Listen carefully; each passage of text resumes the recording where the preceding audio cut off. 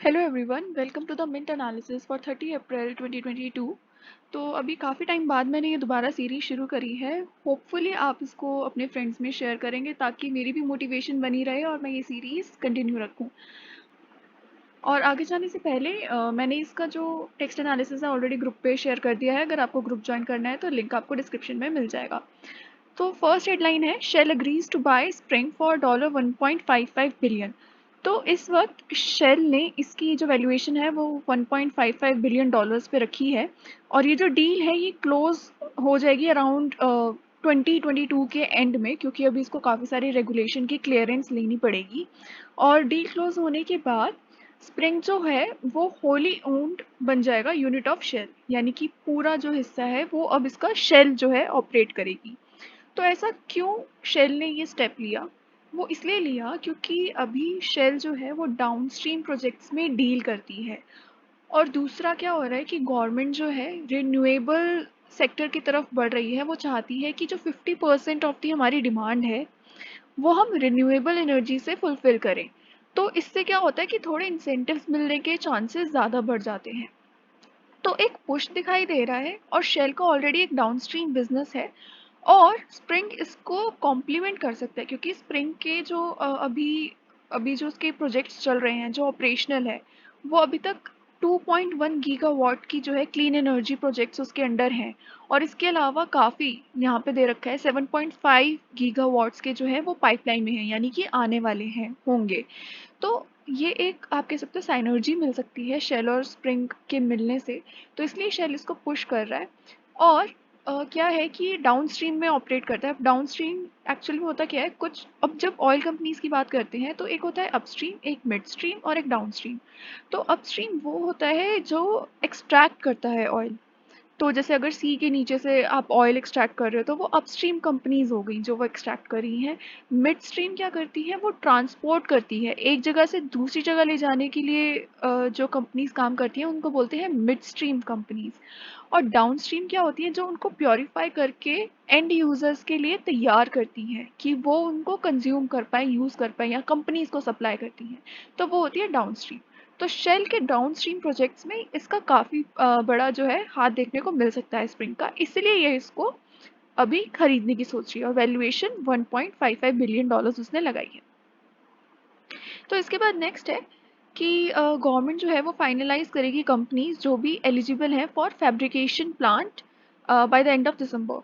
तो इसमें क्या है, अभी जैसे गवर्नमेंट बढ़ रही थी, काफ़ी ज़्यादा इंसेंटिव प्रोवाइड कर रही थी, जो भी सेमीकंडक्टर में मैन्युफैक्चरिंग में आना चाहते हैं, इंडिया में आके सेमीकंडक्टर्स मैन्युफैक्चर करना चाहते हैं।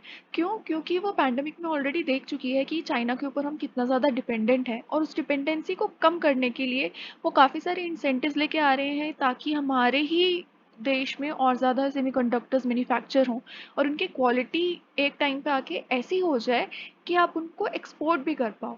तो उससे क्या होगा, आपके पास फॉरेन करेंसी भी आएगी। तो ये एक विजन है गवर्नमेंट का।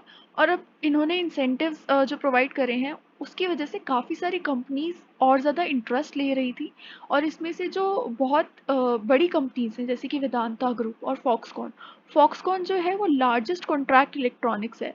तो अब ये सारी कंपनीज जो है काफ़ी ज़्यादा इंटरेस्टेड हैं और ये इन्वेस्ट करने को तैयार है इंडिया में। जहाँ पे दे भी रखा है कि कोई कंपनी ने $13.6 बिलियन इन्वेस्टमेंट करने को वो तैयार है। तो ये सारा इंटरेस्ट देखने को मिला है और by the end of December वो बता देंगी कि हम कौन कौन सी कंपनीज जो हैं किन किन को इंसेंटिव्स प्रोवाइड करेंगे। तो इसमें क्या है, वेदांता ग्रुप ने पार्टनर किया है ताइवान के फॉक्सकॉन से to make semiconductors in India. तो ये कुछ अपडेट्स हैं जो आप बहुत इजीली यूज़ कर सकते हो इंटरव्यूज़ में या किसी चीज़ में, कि वेदांता ग्रुप ने फॉक्सकॉन के साथ, फॉक्सकॉन जो है इससे पहले इन्होंने चाइना में भी अपनी फैक्ट्री जो है सेटअप कर रखी थी और अब वो यहाँ पे भी इंटरेस्टेड है। तो ये कुछ अपडेट्स हैं। नेक्स्ट इज़ कि मारुति के प्रॉफिट्स बढ़ गए हैं इन Q4, जबकि उसने काफ़ी ज़्यादा प्रॉब्लम्स देखी है फ्रॉम चिप्स साइड की। चिप्स की कॉस्ट बढ़ गई थी और उनकी कॉस्ट भी बढ़ी रही थी और मार्केट में इतनी डिमांड नहीं थी। तो आपने देखा होगा कि इन यहाँ पे लिखा भी हुआ है कि इनकी व्हीकल सेल्स जो है कम हो गई थी 0.7% से, पर तब भी इनके प्रॉफिट्स इंप्रूव हो गए। तो वो किस लिए हुए? क्योंकि इन्होंने इम्प्रूवमेंट दिखाई अपनी कॉस्ट रिडक्शन एफर्ट्स में। तो कॉस्ट रिडक्शन कैसे हुई? इनके प्रमोशन एक्सपेंसेस कम हो गए और इन्होंने अपना सेलिंग प्राइस इंक्रीज कर पाए। तो ये जो बड़ी बड़ी कंपनीज होती हैं इनके पास एक बेनिफिट रहता है कि इनके पास इतना ज़्यादा मार्केट शेयर और इतनी अच्छी गुडविल है कि ये अपना सेलिंग प्राइस इंक्रीज कर भी देती है तो इनकी सेल्स पे ज़्यादा इफेक्ट नहीं पड़ता। यहाँ पे जो सेल्स ड्रॉप हुई हैं वो मे बी इसलिए क्योंकि कंज्यूमर जो इनकम है, कंज्यूमर इनकम, डिस्पोजेबल इनकम वो कम हो गई है। बट स्टिल ये अपना प्राइस जो है, सेलिंग प्राइस इंक्रीज करके उसको किसी तरीके से आप कह सकते हो कि बैलेंस आउट कर पाए। तो प्रमोशन कॉस्ट कम कर दी, सेलिंग प्राइस इंक्रीज कर दिया और इनकी जो नॉन ऑपरेटिंग इनकम है वो बढ़ गई। इसकी वजह से इनका जो प्रॉफिट है वो बढ़ गया Q4 में। तो ये थी मारुति की बात। इससे पहले हमने नेस्ले में भी देखा था कि नेस्ले का प्रॉफिट इंक्रीज हो गया था और उसका भी मेन रीजन यही था कि वो मार्केटिंग एक्सपेंसेस में कम खर्चा कर रहे थे, तो उन्होंने वो काफी घटा दिया जिसकी वजह से प्रॉफिट्स उनके बेटर हो गए। नेक्स्ट इज कि विप्रो का नेट प्रॉफिट राइज हो गया है बाय 4% क्योंकि डिजिटल डिमांड काफ़ी ज़्यादा है।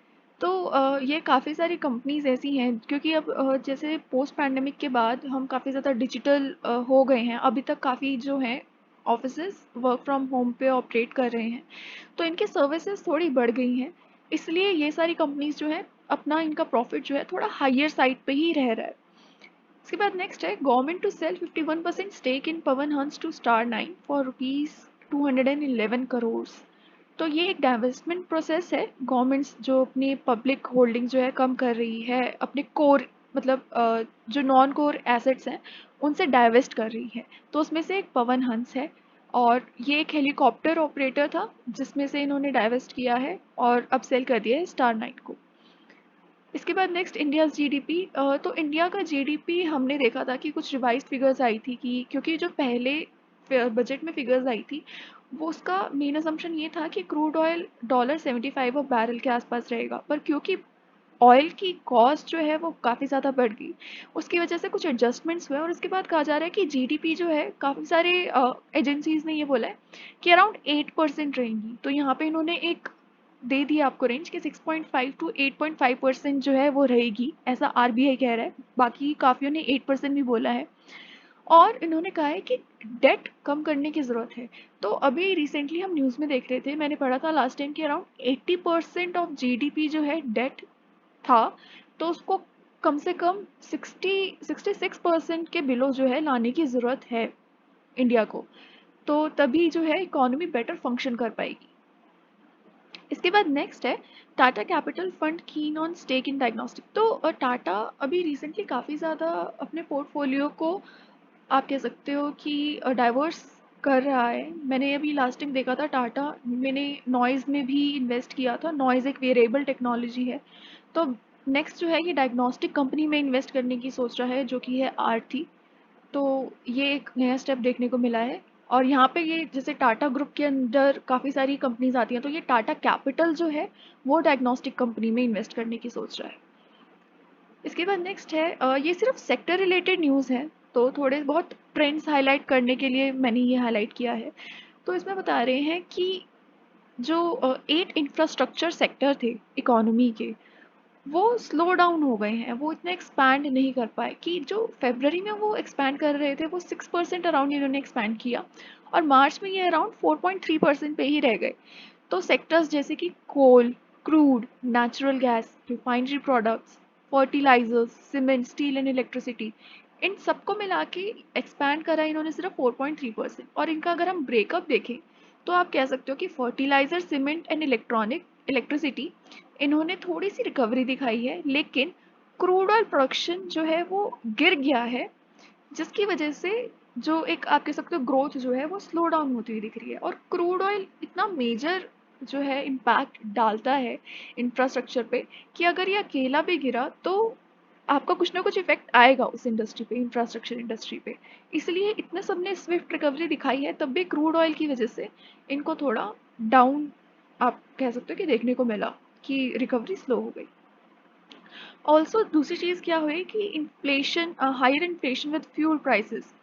तो क्योंकि फ्यूल प्राइस में काफ़ी ज़्यादा इन्फ्लेशन देखने को मिल रहा है, इसलिए एक जो रिवाइवल है कंजम्पशन में वो भी कम होगी। मतलब लोग इतनी ज़्यादा जल्दी कंज्यूम करना शुरू नहीं करेंगे क्रूड ऑयल प्रोडक्ट्स को या फ्यूल को, तो उसकी वजह से भी जो है आपको थोड़ा डाउन दिखाई दे रहा है। इसके बाद नेक्स्ट है CCI seizes Amazon Flipkart sellers data. तो इसमें क्या हो रहा है कि सीसीआई ने एलिज किया है कि ये जो अमेजोन और फ्लिपकार्ट है ये काफ़ी सारे सेलर्स को जो है प्रेफरेंस दे रहे हैं ओवर अदर सेलर्स। तो एलिज किया गया है कि ये ब्रीच कर रहे हैं कंपटीशन लॉ को, क्योंकि अगर आप एक सेलर को ज़्यादा प्रायोरिटी दे रहे हो इसका मतलब आप बाकी सारे सेलर्स के साथ गलत कर रहे हो। तो इसकी वजह से इन्होंने सीसीआई ने काफ़ी डेटा और डॉक्यूमेंट्स जो हैं वो सीज कर लिए हैं, रेड चल रही है, और फिर उसके बेसिस पे वो दिखाएगा या फिर आप कह सकते हो कि एविडेंस रखेगा कि हाँ असलियत में ऐसा ही हो रहा था, या फिर बताएगा कि ठीक है ऐसा कुछ नहीं हो रहा है और ये सही ऑपरेट कर रहे हैं। तो अभी रेड चल रही है, इन्होंने सीज कर लिया है डेटा और डॉक्यूमेंट्स, फिर आगे जाके पता चलेगा कि एक्चुअल में ऐसा हुआ है या नहीं। नेक्स्ट है RBI asked SEBI to act against agencies for loan rating gaps. तो लोन रेटिंग गैप्स, इसका थोड़ा बैकग्राउंड बताती हूँ। तो आपने सुना होगा फाइनेंशियल क्राइसिस ऑफ 2008। तो उसमें भी क्या हुआ था कि ये जो लोन्स लेते हैं, अब वहाँ पे लिए थे रियल एस्टेट लोन्स।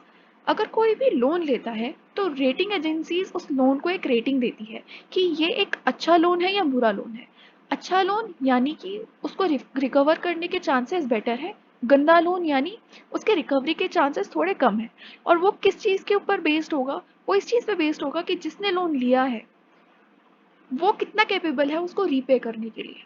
तो उसके बेसिस पे रेटिंग एजेंसीज जैसे कि मूडीज़ है, एस&पी है, तो ये सारी रेटिंग देती है, जैसे triple A rating, triple B rating, triple C rating. Triple C यानी थोड़ा बुरा हो जाता है, ट्रिपल ए यानी बेस्ट रेटिंग। तो सबकी अपनी अपनी रेटिंग्स होती है। तो ऐसे ही आरबीआई जो है वो बोल रहा है सेबी को कि कुछ गैप्स हैं, सारे लोन्स को रेटिंग नहीं मिल पा रही है, उसकी वजह से प्रॉब्लम आ रही है मार्केट में, तो आप इसके ऊपर कुछ स्टेप लो। तो उसमें क्या हो रहा है कि यहाँ पे इन्होंने बताया है कि कुछ ऐसे लोन्स होते हैं, अगर जो लोन्स हैं वो ₹200 करोड़ के हैं, अप टू ₹200 करोड़, तो बैंक्स उनसे रेटिंग्स के लिए नहीं मांगता, मतलब उनसे उनकी रेटिंग्स नहीं मांगता। और इसकी वजह से कुछ मार्केट में इरेगुलरिटीज आ रही हैं और डेलिक्वेंसी रेट बढ़ रहा है, यानी कि वो पे नहीं कर पा रहे, उसकी वजह से आगे जो फर्दर कंज्यूमर्स हैं उनको लॉस फेस करना पड़ रहा है। और काफ़ी सारे ऐसे भी हैं जो ऑल टुगेदर वो जो इन्होंने रेगुलेशंस सेट करी हुई हैं उनको फॉलो ही नहीं कर रहे हैं। तो पहले ये फिगर काफ़ी कम थी, यहाँ पे लिखा हुआ है अराउंड 10,000 ऑड बोरोवर्स जो है वो नहीं कॉपरेट कर रहे थे, वो नहीं डिस्क्लोज कर रहे थे अपनी सारी लोन्स की डिटेल्स। बट पोस्ट पैंडमिक वो और ज़्यादा बढ़ गया है, ये अब अराउंड 20,000 इशूअर्स एंड बोरोवर्स हैं जो कि जो है कोई मतलब उनके पास रेटिंग्स नहीं है और ये रेगुलेशंस फॉलो नहीं कर रहे हैं। तो इसके अगेंस्ट कुछ स्टेप लेने की बात कर रहा है आरबीआई, तो उसकी बात करी हुई है इस आर्टिकल में। इसके बाद नेक्स्ट ये हम ऑलरेडी देख चुके हैं। आज के न्यूज़पेपर में मेन चीज़ इतनी ही है। तो अगर आपको हेल्प हुई हो तो please hit the like button and subscribe to my channel. मेरा टेलीग्राम ग्रुप ज्वाइन करने के लिए आपको लिंक डिस्क्रिप्शन में मिल जाएगा। एंड ऑल्सो प्लीज़ अपने फ्रेंड्स के साथ शेयर करो ताकि मैं भी मोटिवेटेड रहूँ ऐसी सीरीज़ को कंटिन्यू रखने के लिए। Thank you so much.